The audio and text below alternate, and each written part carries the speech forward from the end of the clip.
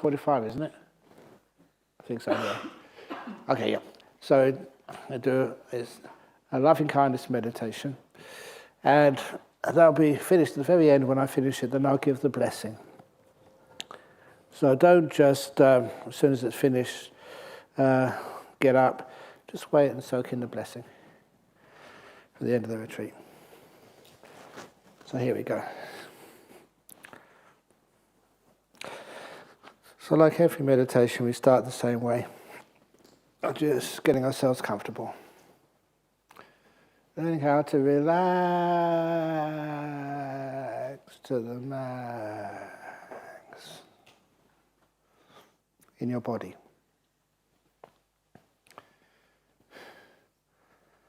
So once I've got my eyes closed and just a very coarse mindfulness of the body, just to make sure everything's sort of okay.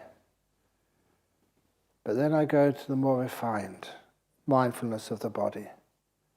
How are my feet now? So I zoom in my attention just on my feet. And if anybody thinks, what's this got to do with loving kindness meditation? If you can't be kind to your own body, what can you be kind to?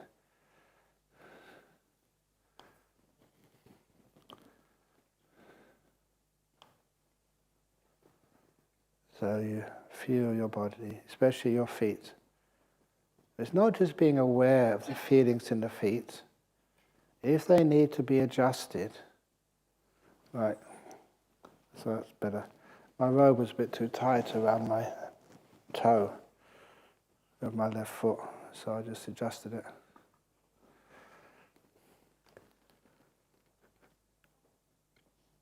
Being kind to your body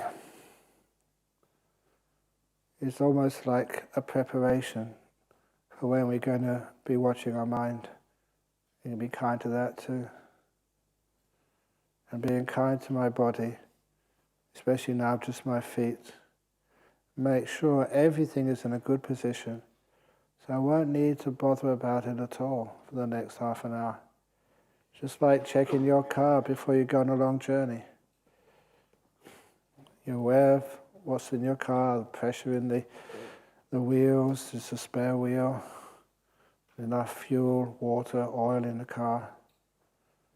Everything is just ready to go. That's what I do with my feet. Making sure that it's comfortable. So on the journey of meditation, I don't need to be disturbed by them. And I go up from my feet to my calves of my legs. Feeling, relaxing. If there's any tightness or tension there, I do something about it, if I can. Sometimes it just means adjustment of the position. Other times, it's just putting some energy down there. And that energy of mindfulness, awareness, a little bit of trial and error, loosening off any constrictions, taking away the stretching part of those muscles and just allow everything to relax to the max. After a while, you learn how to do that. When you learn how to do that, your legs become so soft and comfortable. And I go up to my knees. Getting to be an old man now. But my knees are just so good to me. I can sit meditation and very rarely they get sore. And don't have any problems with them. But I pause on my knees, really know them. I know their sensations, so I know when there's something which is not quite right, which needs adjustment. The mindfulness gives you the information. And by moving with kindness, you get feedback. You find out if it's getting more comfortable or less. And you go up to your thighs, relaxing all the way. Go to your buttocks, They have to support this weight for 30 minutes. It's a good job I noticed them because my cushion is not right. I'm going to adjust my cushion.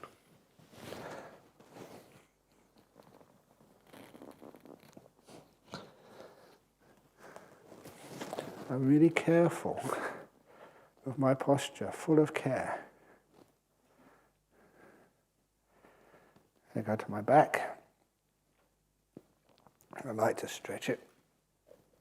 That feels good. And then relax. My shoulders. Making sure that they're not pulled apart. They're not stretched. They're loose and free. And down my arms, my elbows, which are in good shape. Wrists, hands. And with the hands, sometimes people say you should put them in this position or that position. It doesn't matter as long as they're comfortable. So this part of the meditation, I just ask my hands, are you comfortable like that? And most of the time I say, yeah, thank you. I don't try and put them in a position I've seen printed in a magazine or a book. I let my hands decide where they want to be. That's some of the greatest kindness, not telling people what they should be doing, but giving them the freedom, the confidence to do what they know they should be doing, which is sometimes not in any book. Once my hands are comfortable, back up to my shoulders and neck, making sure the head is well balanced on top of the neck. And then from the neck to the front of my face, because I know the muscles around the eyes and the mouth and the nose, even the forehead sometimes, they can get tense because they reflect an emotion you have in your mind. If you're angry, you can read it on your face because the muscles are contorted in a particular way. If you're happy, experiencing love, your muscles are contorted in a different way. The muscles on your face reflect inner emotions. So by making the muscles around my eyes and my nose and my mouth really relaxed and open, I'm encouraging a corresponding relaxed, open state of mind. And it feels good. Of course, I'm doing this quickly because we're going off into a loving kindness meditation soon. But still, I can feel now my whole body all joined together. Really relaxed. Yeah. I notice the one part of my body which is a little bit disturbing is my belt is just a bit too tight. So I'm going to loosen it.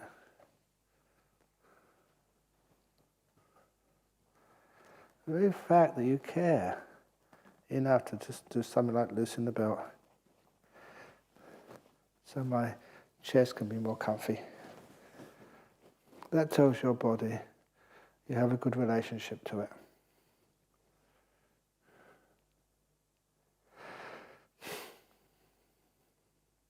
And then feel the whole body.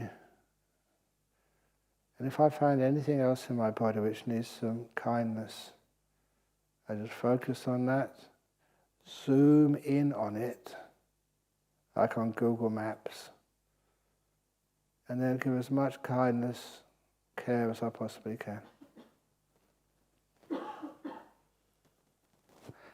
So my body is relaxed.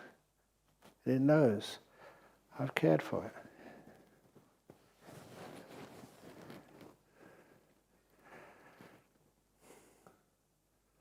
And I enjoy that feeling. I always call this a delight of relaxation. It's pleasant. For me anyway. And this one of the little aspects of noticing delight is the mind relaxes more. Every time I started focusing on the delight of relaxation, I noticed the relaxation got deeper, more comfortable. I wasn't trying to relax, just noticing the delight of it. And that took me into deeper and deeper stages of physical ease.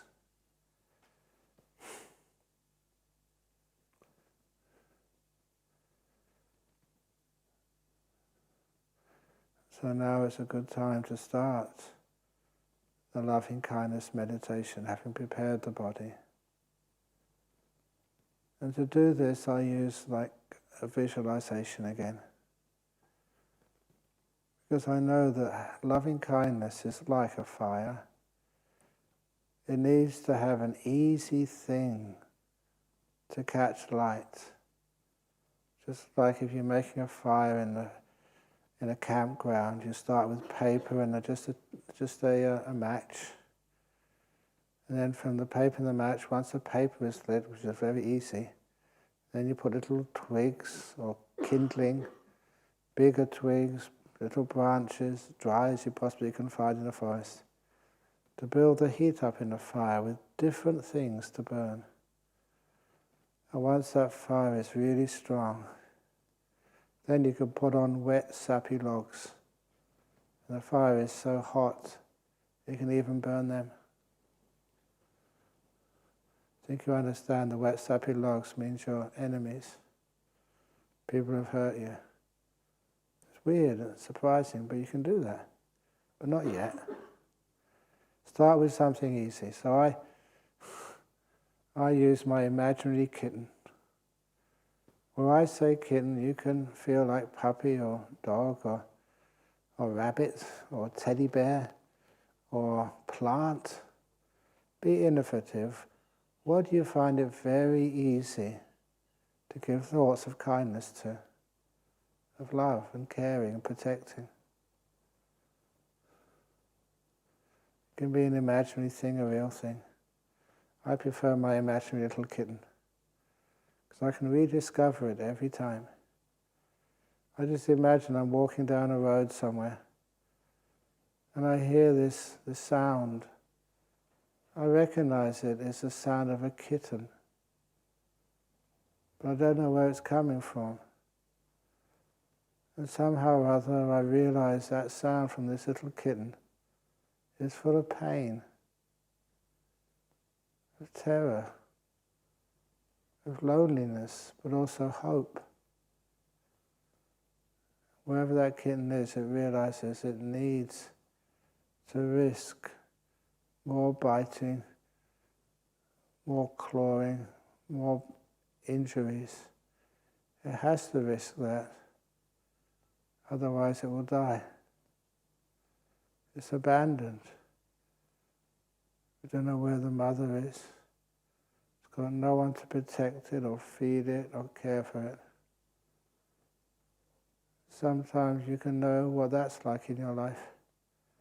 So many different times of your life you may be rejected, thrown out, scratched and bitten, metaphorically.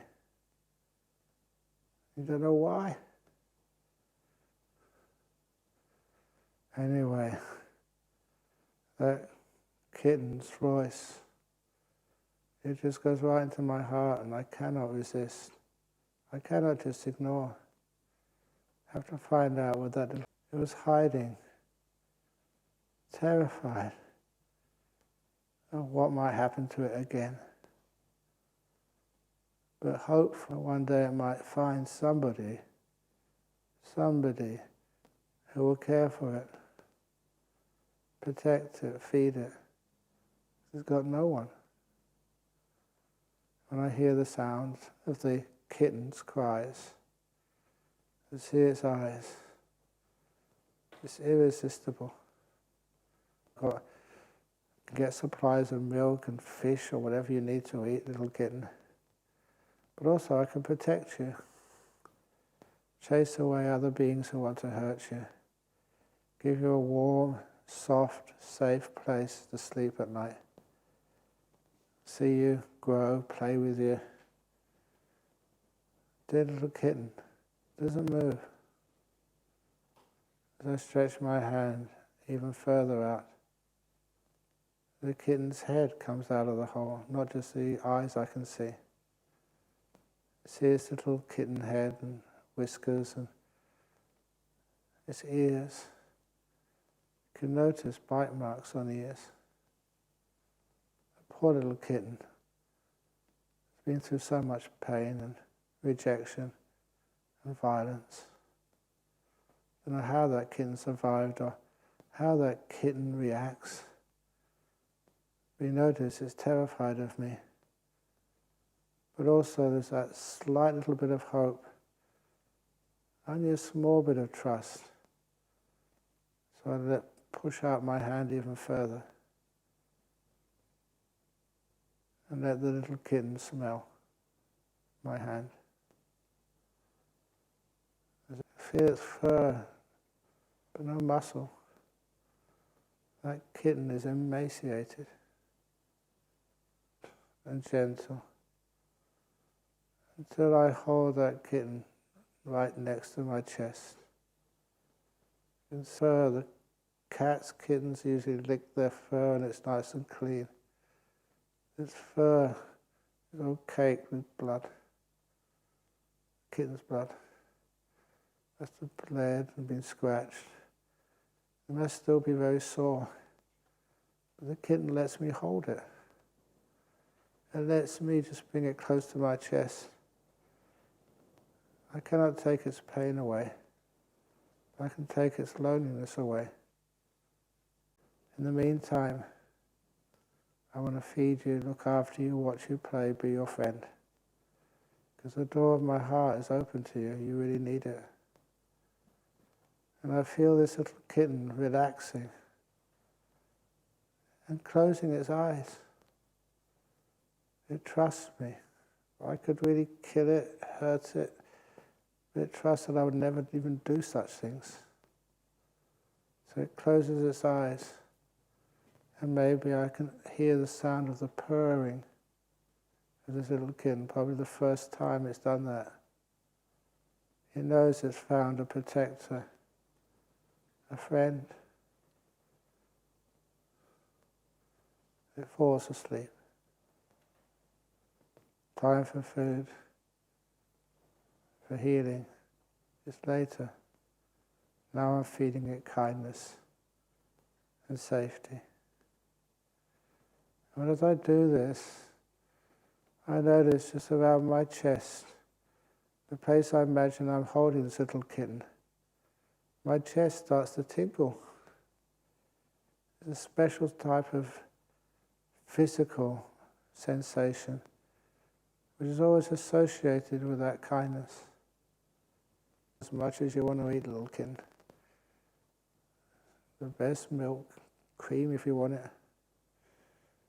I care for you, little kitten. You're my friend. It's joy out of giving friendship, but that's not what I do it for. And then once that loving kindness has started to manifest and grow, I can feel it now.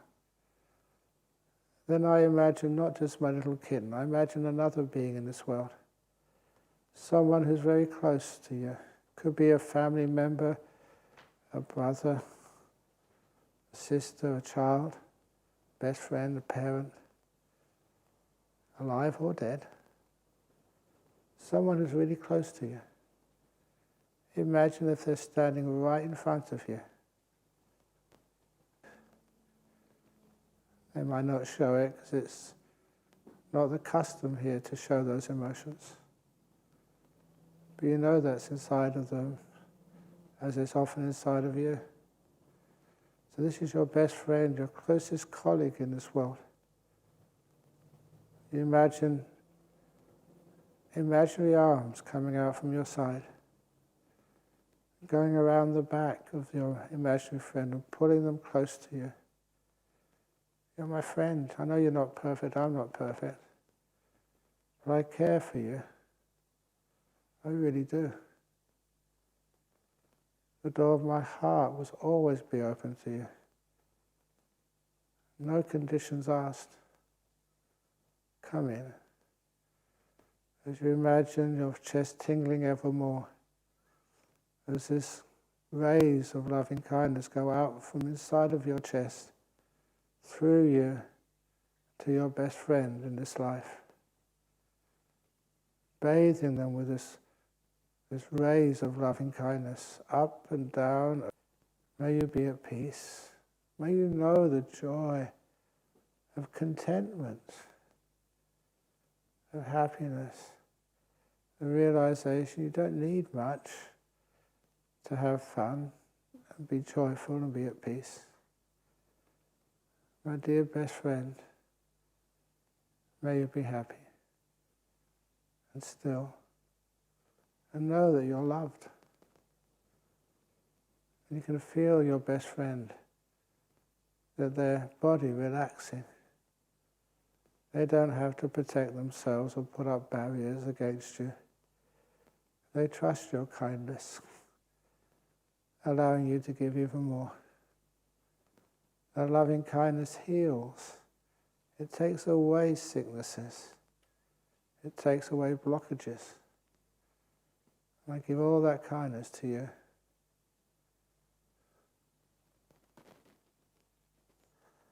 And then you change it from your best friend, without opening your eyes, to all the people in this room,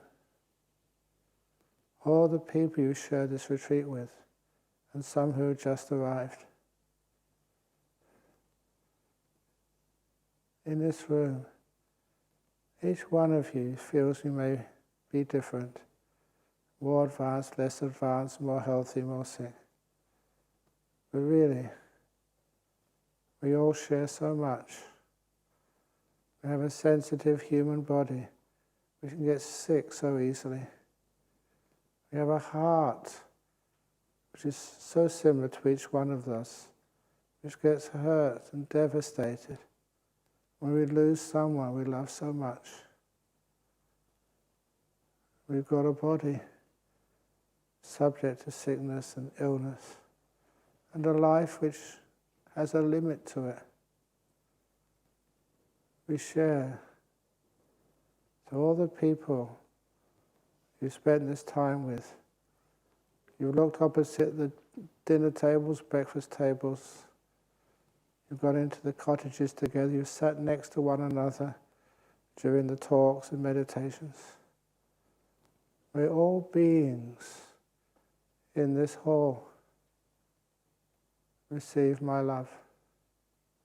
My care goes into them, out of them, connects them, drenches them, bathes them, not with my or your loving kindness, but with our loving kindness.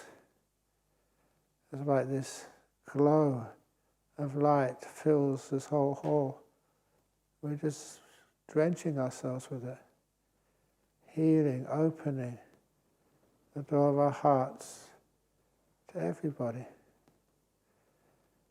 Whenever I do this, the light gets too strong.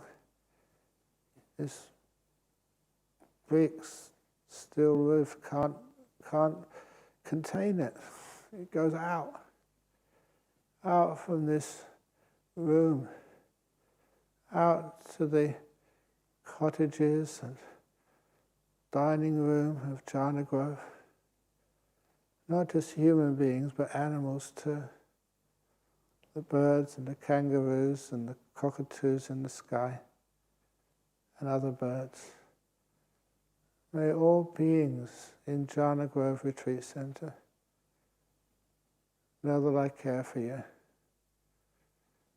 Know that I won't harm you. Know that I would not possess you, but free you to be the kangaroo or the bird. May all beings feel light breaking through the doors and windows of this room, spreading out like a tsunami over to Bodhinyana Monastery, all my fellow monks and lay people and people all there. You find this loving kindness, it spreads to the farmers, to their animals, goes into the highways, the people driving to their families or driving to work. May all beings in this district be free of suffering and fear. As you go further, it's just an uncontrollable surge of metta power, bathing Perth and Bunbury and down south to Albany, going further than this locality, up to the far north of Western Australia, over to the other states, over to Sydney and Melbourne and South Australia, Queensland, Tasmania, ACT. This whole land bathing with loving kindness. And maybe people in this country, or money, or wealth, or influence, but just wanting to serve, to heal, to help, to bring happiness into this land. And as our loving kindness gets stronger, it goes overseas, over to the islands of Indonesia, over to New Zealand, further and further afield, over to Malaysia and Singapore and Thailand, Southeast Asia, in Laos and Burma. And you pause on Burma, there's so much suffering there right now. People in power abusing their power. Many here are from Sri Lanka, from Vietnam, India, Bangladesh, Russia, Europe, Africa, Americas. There's this loving kindness like a blanket. You be kind with your decisions. Have the strength to stand up for what you know is kind and selfless. But not just human beings, animals, insects, the whole world which feels pain and which cares for its young, which enjoys play and friendship and freedom. May all beings on planet Earth, humans, ghosts, heavenly beings, may all of you be free to enjoy this moment at peace. May the loving kindness, the little thing which we started with a match, can burn down just a whole big area. May our loving kindness burn the walls and the barriers and the bars which divide us. May we all be free and happy. And then you may remember you've left out somebody. You've given this loving kindness to the whole world. Now imagine you're looking at yourself in a full-length mirror. You can recognize the face and the body of this person who bears your name, the one you've known all your life, the one who has the name me. You look at yourself. You're not perfect.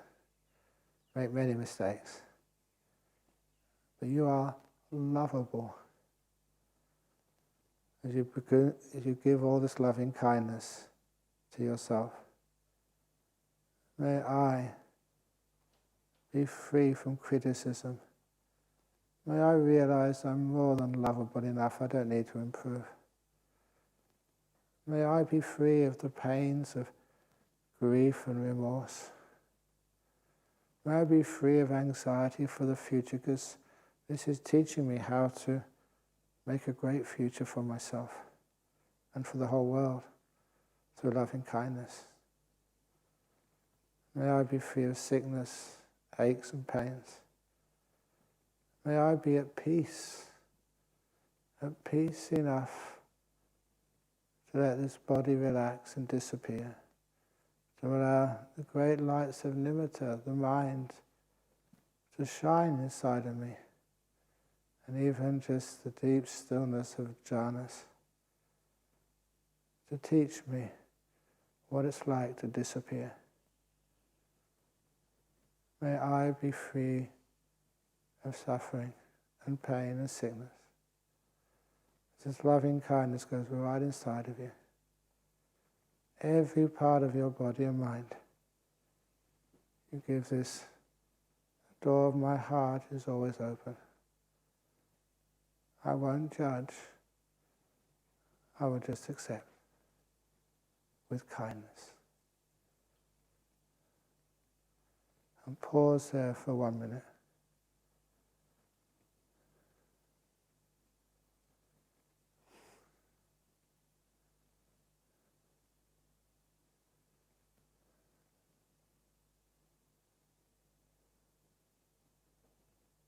How do you feel?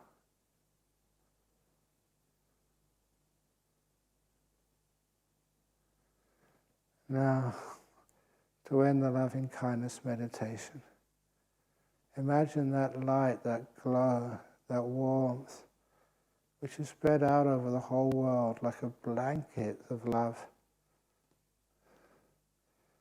Imagine bringing that light back inside, bringing it back again, but leaving the warmth where the light once was.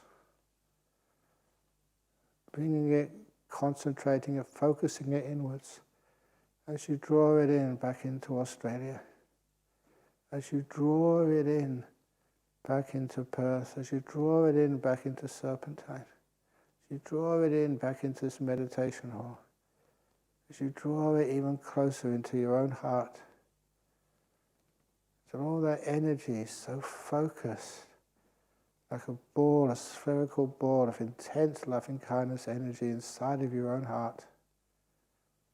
And imagine your heart, but not just like a real heart. Imagine it like a lotus flower, a white lotus, fully open. And that love is like at its heart, just hovering with intense energy and power, but not burning or harming the lotus at all. The lotus is too pure to hurt. Imagine the petals of that lotus closing so gently over that ball of loving kindness. One petal after another, until that lotus is closed. Not to prevent or hide that loving kindness, but just to protect it, to keep it there in your heart. Strong, powerful, to be used when it's needed.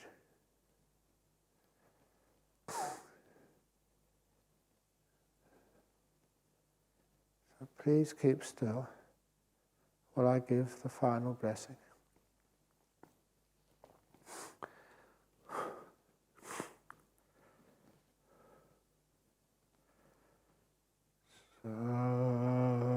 Sabaroga vinimuto, sabasantapavajito, sabaveramati niputo chatuang bhava, sabitiyo vivachantu, sabarogo vinasatu mate, bhavanvantarayo sukhi dikayugo bhava, apivadan hasiritsa nichang vuta pachalino chataro dhammavatanti ayu vano sukhang balang.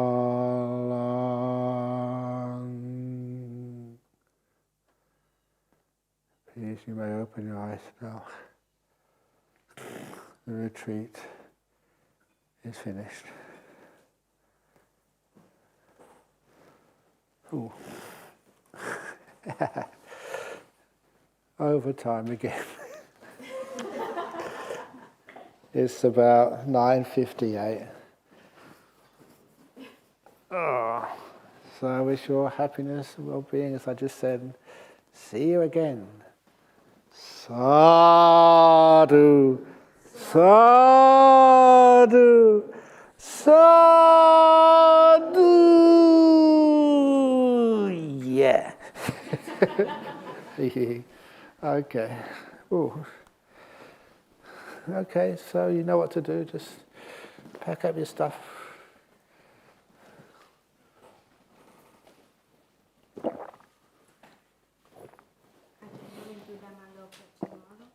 I am indeed. The water festival. It's going to be a big storm.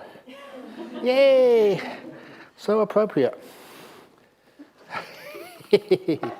Yeah, going there. Okay, photos if anyone wants them, as usual.